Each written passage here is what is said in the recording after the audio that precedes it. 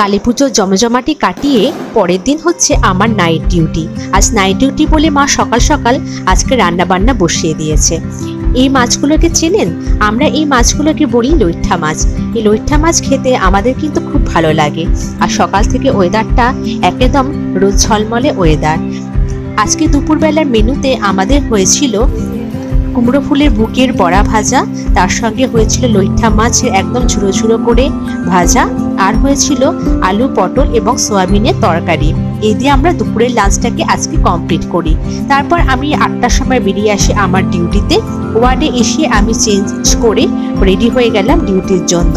পরের দিন সকালবেলা বাড়ি ফেরার পথে দেখি হসপিটালের বাইরে এই ঘূর্ণিগুলো বিক্রি হচ্ছে, তাই ভাবলাম ছেলের জন্য একটা নিয়ে যাই।